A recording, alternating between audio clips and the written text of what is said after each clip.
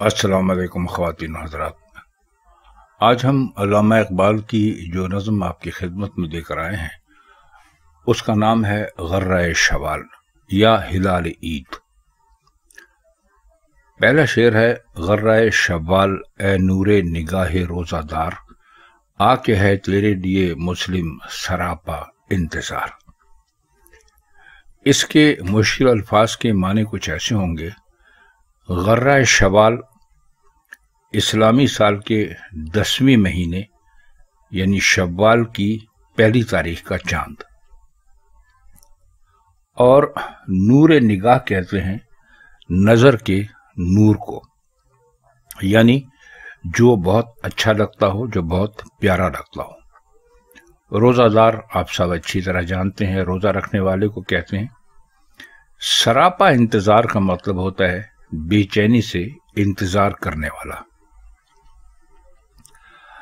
علامہ اس شعر میں کچھ جو فرماتے ہیں اس کا کچھ مطلب یوں ہو سکتا ہے کہ اول تو یہ سن لیجئے کہ ملت اسلامیہ کے عروج اور زوال کے جن مناظر نے تمام عمر علامہ کو پریشان اور بے چین رکھا، اس کا اظہار انہوں نے اس نظم میں بھی کیا ہے، اور اس امر کی پرواہ نہ کرتے ہوئے کہ ہلال عید بالخصوص ماہ رمضان کی آزمائشوں کے بعد خوشی اور مسرت کا پیغام لاتا ہے،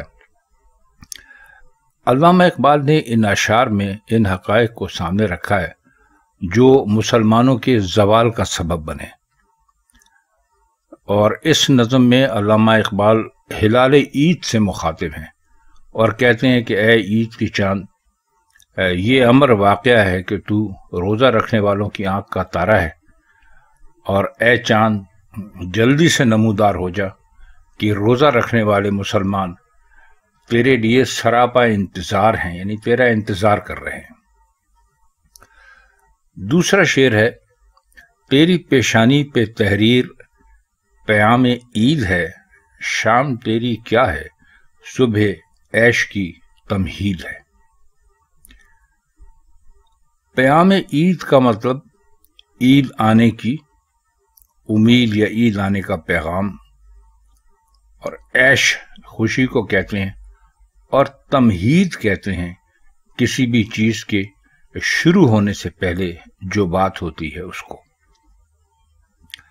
تو فرماتے وہ یہ ہیں کہ اس لیے کہ تیرے طلوع ہوتے ہی اس بات کا یقین ہو جائے گا کہ اب عید آ گئی ہے۔ ظاہر ہے کہ جب عید کا چاند دکھائی دیتا ہے تو اس کا مطلب ہوتا ہے کہ کل اگلی صبح عید ہوگی، اور تمام مسلمان اس مبارک دن پر گلے ملیں گے اور مسرت اور خوشی کا اظہار کریں گے۔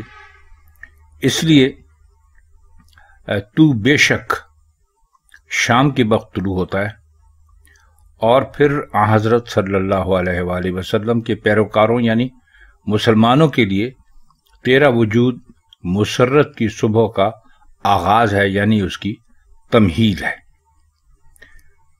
اگلا شعر ہے: سرگزشت ملت بیضا کا تو آئینہ ہے، اے مہ نو ہم کو تجھ سے الفت دیرینہ ہے۔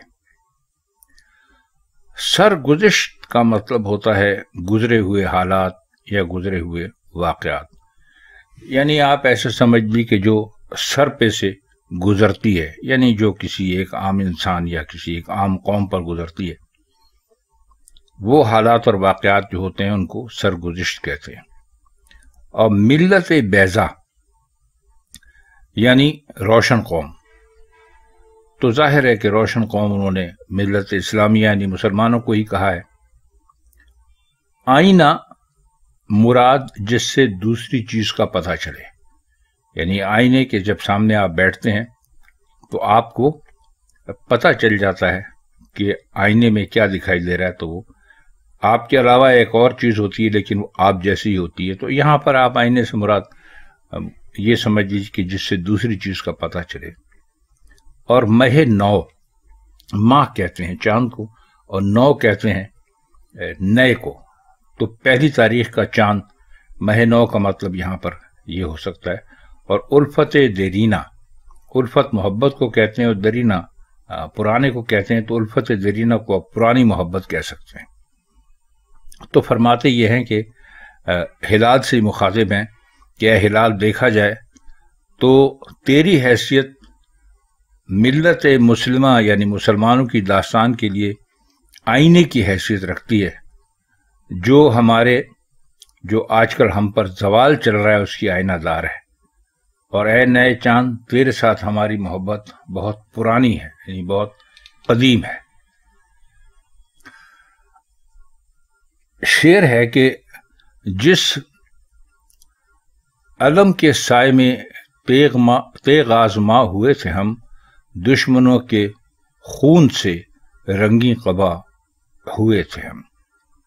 علم کا مطلب آپ سب جانتے ہوں گے بہت عام لفظ ہے، پرچم کو کہتے ہیں یا جھنڈے کو کہتے ہیں، اور تیغ آزما کہتے ہیں تلوار سے میدان جنگ میں لڑنے والوں کو، اور رنگین قبا یعنی خون کے لباس والا، مطلب یہ ہے کہ جو ایسے لڑتے تھے کہ ان کے لباس خون آلود ہو جاتے تھے۔ ظاہر ہے کہ وہ اللہ کے راستے میں لڑنے والے لوگوں ہی کی بات کر رہے ہیں، اور مسلسل چاند سے مخاطب ہیں کہ اے چاند تجھے یہ بات تو یاد ہوگی کہ ہم مسلمان ہمیشہ دشمن کے خلاف جس پرچم کے تلے لڑتے تھے اس پر ستارے کے علاوہ تو بھی تھا، اور ان مارکوں میں، ان جنگوں میں ہمارے قبا کے دامن بالعموم دشمنوں کے خون سے آلودہ ہوتے تھے۔ مطلب یہ کہ اس شعر میں انہوں نے یہ یاد دلایا ہے چاند سے گفتگو کرتے وقت کہ مسلمانوں نے اللہ کے دین کو پھیلانے کے لیے جنگ و جدل سے کبھی بھی منہ نہیں موڑا، اور انہوں نے ہمیشہ کشتوں کے پشتے لگائے، اور ان کے جو دامن تھے وہ دشمنوں کے خون سے سرخ ہوتے تھے۔ تیری قسمت میں ہم آغوش اسی رایت کی ہے، حسن روز افزوں سے تیرے آبرو ملت کی ہے۔ ہم آغوش کا مطلب ہے، ویسے تو ہم آغوش کا مطلب ہوتا ہے آپ کسی کے ساتھ گلے مل جائیں، اس کو اپنے سے بہت قریب کر لیں، لیکن یہاں ان کی مراد ہے ساتھ مل کر رہنے سے۔ رایت کا مطلب ہے جھنڈا، اور حسن روز افزوں یعنی ہر روز بڑھتے رہنے والا حسن، یعنی جس کی دلکشی میں ہر دن گزرتے دن کے ساتھ اضافہ ہی ہوتا چلا جائے۔ آبرو کہتے ہیں شان کو یا عزت کو۔ تو فرماتے ہیں کہ اے چاند تو اسی پرچم سے ہم آغوش ہے جس نے فتح کے ہزاروں جھنڈے گاڑے تھے، تجھ میں جو خوبصورتی ہے اس سے ملت کی عزت اور توقیر میں اضافہ ہوا ہے۔ آخری شعر دیکھ لیجئے۔ آشنا پرور ہے قوم اپنی وفا آئیں تیرا، ہے محبت خیز یہ پیراہن سیمی تیرا۔ آشنا پروار کا مطلب ہے دوست کو پالنے والی یا وفادار، اور محبت خیز محبت کو بڑھانے والا، خیز کہتے ہیں بڑھانے کو، اور پیراہن سیمی سفید لباس۔ تو فرماتے ہیں اس شعر میں کہ جس طرح تو وفا شعار ہے اور دستور کو بڑی تندیہی سے نبھاتا ہے، اسی طرح ہماری قوم بھی اپنے شناساؤں سے ہمیشہ محبت اور شفقت سے پیش آتی ہے۔ ویسے بھی تیرے سراپے سے ہی محبت ٹپکتی ہے، اور یوں لگتا ہے جیسے تو نے جو لبادہ یا لباس زیب تن کیا ہے وہ چاندی کا بنا ہوا ہے۔ تو خواتین حضرات، یہ اس نظم کے چند اشعار تھے جن کی مشکل الفاظ کے معنی اور مطلب ہم نے آپ کی خدمت میں پیش کیا۔ آپ سے علامہ اقبال کے کلام کی کسی اور حصے کے ساتھ انشاءاللہ جلدی پھر ملاقات ہوگی۔ تب تک کے لیے ہم چاہتے ہیں آپ سے اجازت۔ خدا حافظ۔